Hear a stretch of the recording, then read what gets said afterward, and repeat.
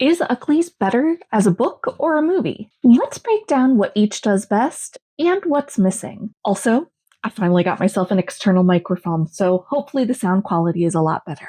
Adaptations are a huge part of today's media, with books like Uglies being turned into movies and TV shows. The Uglies book by Scott Westerfeld, first published in 2005, goes over the themes of beauty standards and societal pressures, issues that are still relevant today. Now, with the Uglies Netflix movie out, does the movie do justice to the book's complex themes? Or does it simplify them for a broader audience?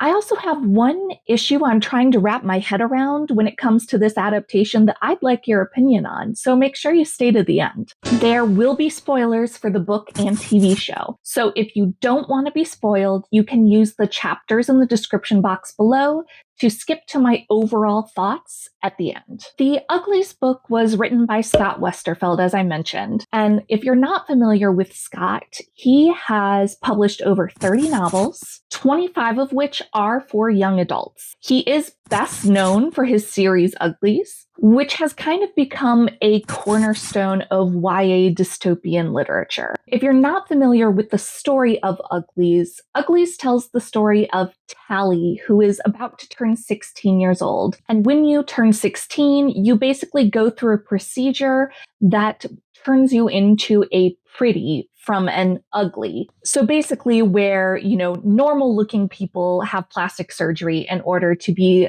considered what society sees as beautiful. When a close friend of Tally's named Shay decides that she doesn't want to go through with the surgery, she escapes to the Smoke, which is a kind of resistance group that opposes forcing everyone to have this surgery. And while Tally is sad about this, she's planning to go through with her surgery either way, until she gets stopped by the authorities. They are refusing to give her the surgery until she goes and finds her friend to lead the authorities to the Smoke. Does the adaptation stay true to the book's core themes? Or does it take creative liberties for cinematic appeal? So let's break it down with the plot, characters, and relationships. Here is what I think was better in the book. I will say, as far as theme goes, the book definitely had an advantage over the show in this regard. And here's a quote from the book that I think encapsulates what is never really outright said in the movie. Everyone judged everyone else based on their appearance.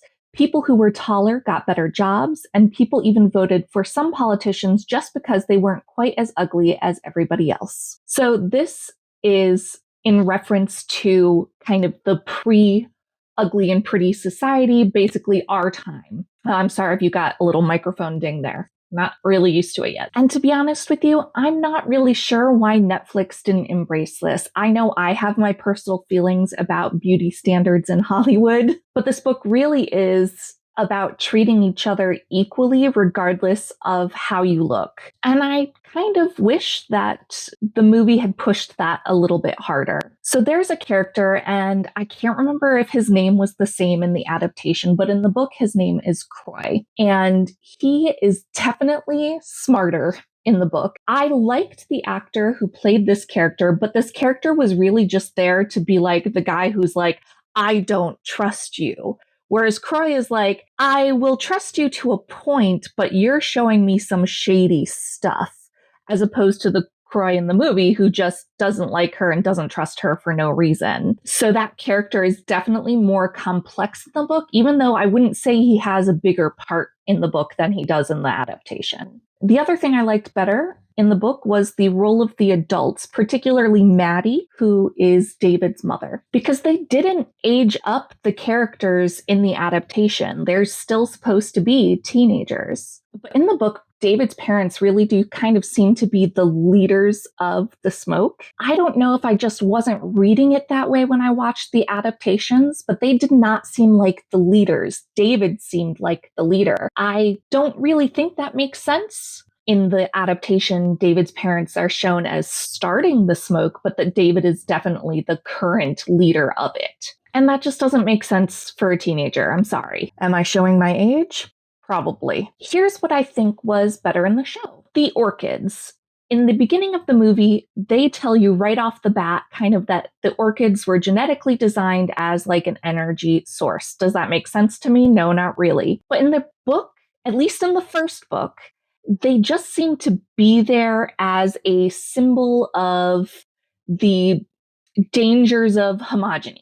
And while they are still like an active threat to the environment in the book, it's not quite to the same malevolent level that they are in the show. So I'm curious if future books have these orchids as being more of that, or if this was just strictly added for the adaptation. If you know the answer to that, that is a spoiler I am okay with, as long as you don't go into too many details. Let me know what the story is with the orchids in the books, if they get to be a bigger part in later books than they do in the first one. I also liked how the conflict between the city and the smoke played out more. It just felt a little bit more realistic to me. I also really liked that they did make Paris a bigger part of the story, because he's really hardly in the book at all. I don't know if he's going to be a bigger part in later books. I'm just going off of the movie and the first book.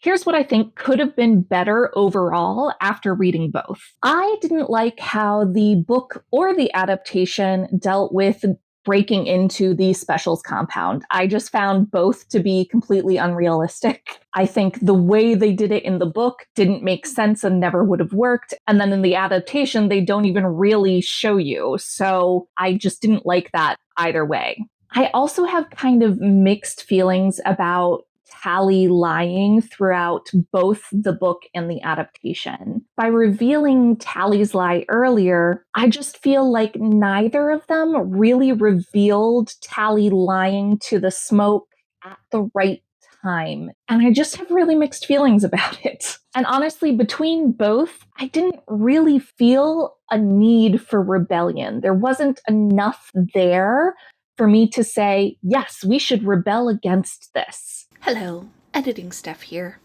I need to clarify this. It's not that I didn't feel that there was a need for rebellion. Like, the whole lobotomy thing is enough for rebellion.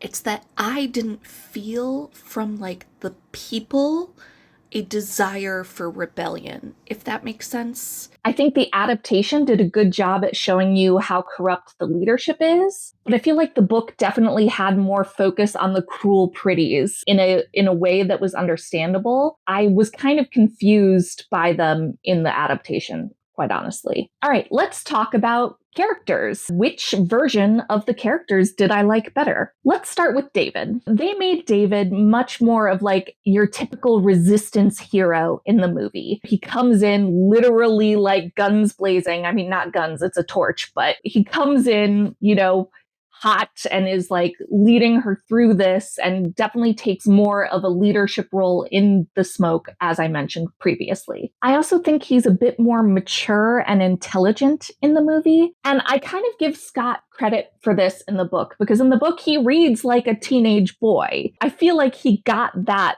vibe right. But if you're going to ask me which I prefer between a mature resistance leader and an immature, kind of naive teenager, I'm going to choose the resistance leader. Also, and this is just coming from me as a demisexual, he reads as very demisexual in the book. It's never confirmed or said outright that he is demisexual, but David very much has this view of, I don't care what someone looks like. What matters is who they are when it comes to his feelings, and particularly his romantic feelings towards people. And that is like demisexuality 101.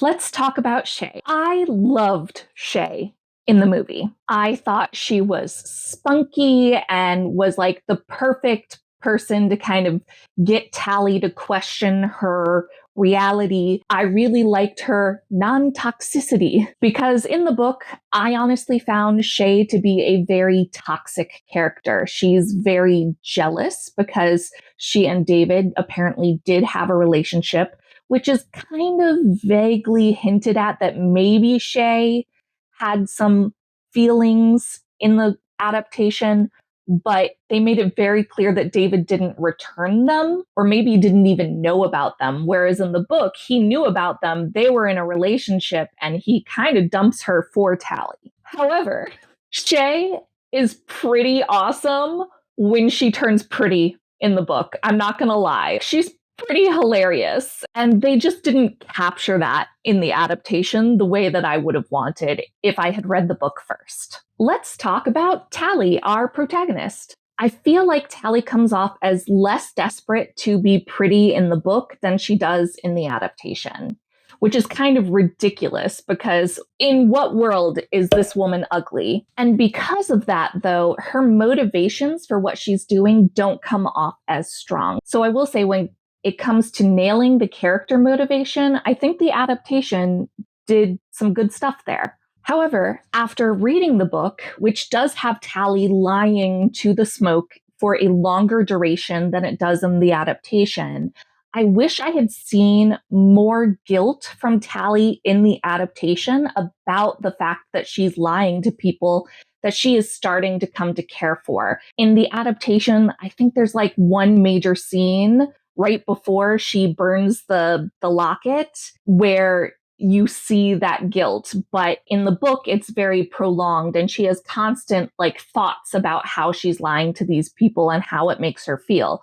So the book definitely is better in that respect. Another leg up the adaptation has is that I felt Tally's connection to the smoke a little bit stronger in the adaptation. I just feel like there was a distance between Tally and the smoke in the book that wasn't there in the adaptation. I don't know if that's just because of time limitations, that they needed Tally's attachment to that to be stronger from the get-go. I will say they succeeded in that regard. And of course, the last portion of my book versus adaptation comparisons is always to talk about major relationships that were in the story. So first, let's talk about Tally and Paris. The adaptation added a lot of context to their relationship. They have this whole pact that once they go through their pretty surgery, that they're going to keep the scars that they have on their hands as a reminder of their kind of origin and their relationship with each other. That is not there in the book. She mentions that he got rid of a scar, but nowhere is it mentioned that she really has a matching scar. At least from what I can remember, she doesn't have a matching scar, but she does mention that Paris got rid of his scar. The adaptation also added a lot of stakes in this relationship by making Paris a special, regardless of how I feel how that played out, because I do not feel like it played out very well. I just thought it was a little stupid, but I do appreciate the added stakes of taking a character that is mentioned very briefly in the beginning and then taking characters that don't even have names in the book and making higher stakes by putting them together. I appreciated that. Tally and David's chemistry in the book was not great for me. I just wasn't feeling the chemistry. Like when they kissed in the book, I was like, okay, I don't care. And that's not really what you want for your core romantic relationship. However, I do really like that the book made them a little bit more even in status depending on their setting. I talked about how they made David this, big kind of heroic character in the adaptation. Well, the book evens their status a little bit because, when they're out in the smoke, David has an advantage over Tally, but when they're in the city, Tally has an advantage over David. And I don't think they played that up enough in the adaptation. I also have kind of mixed feelings about the fact that Tally leaves without saying goodbye in the book, and that she thinks that's okay. I'm definitely happy with how the adaptation handled that, which is one of the good things that comes out of her revealing her betrayal earlier in the book, is that it does make that relationship a little bit healthier. So why, when I usually do 3 relationships, did I put Tally and David second and not third, where I usually save the third spot as the most important point I want to make? And that's because I think the real cornerstone relationship in this book is Tally and Shay. I loved their friendship before Shay leaves in both the book and the adaptation. I feel like the adaptation did a very good job of adapting that section. I hated the love triangle between Shay and Tally and David in the book. I did not like it. I do not like it when female friendships turn toxic. I realize it happens, but I don't necessarily want to read about it unless I know that that's what I'm reading about. The last point I want to make about this relationship actually ties back to my idea of like, when was the good time to reveal that Tally was lying to everybody? Because something I really loved in the book is the fact that when she sees that Shay forgives her because she went through the procedure and that it is a direct cause of her going through the procedure, and the guilt that you read from Tally's internal monologue in the book is wonderful. And of course, they didn't do that in the adaptation because they revealed Tally's lying sooner. And I honestly feel that was maybe a missed opportunity. That being said, I don't know when I would have revealed Tally's lying or her not lying. So that's one of the things that I'm honestly kind of torn about between the book and the adaptation. All right, so which did I like better and which do I think you'll like better? Honestly, I didn't particularly enjoy either. There was just something missing for me. I think I just didn't care enough about what was going on and why they were doing this. And while I know this adaptation is being torn apart by book lovers, as somebody who was not a book lover going into it, I feel like the adaptation actually did a pretty decent job of adapting the book for a movie. I will almost always pick TV adaptations because it has time to do the material justice.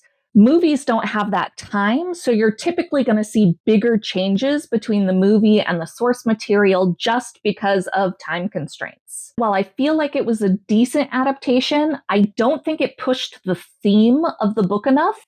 And considering that's like the core concept of this book, it kind of failed there. And here's the point that I really need your opinion on. I'm honestly kind of torn about the casting of Laverne Cox for Dr. Cable. Now, I will say, when it comes to my political views, I am always going to stand with marginalized communities, which is why I kind of want to bring this up, because I think casting Laverne Cox was either an amazingly brilliant move or a really, really problematic one. So I'm kind of wondering what you're thinking about it. So here's why I think it might have been a brilliant move. Dr. Cable in D&D is what we call a BBEG, the big bad evil guy. But when I think of this particular society, in this instance, in this story about uglies and pretties and wanting society to conform to beauty standards, when I think about someone who might kind of uphold the establishment in this case, I think of somebody who might be transgendered. And if this is a problematic view, please, please correct me in the comments, because it was basically like upholding the idea that, hey, when you turn 16, you can be exactly who you want to be, regardless of birth gender, right? So I think that was possibly a brilliant choice. But I think as much as that might have been brilliant, it also is really bad from like a historical context, because what you did is you cast somebody who was transgender in a villain role. And we all know, if you follow LGBTQIA plus issues, a major problem in Hollywood is the queer coding of villains. So that is a miss for me. And that's something that people internalize in today's society. So while I think it was a good example for that society in that story, I think it was a bad example of how we would view it in today's society. Does that make sense?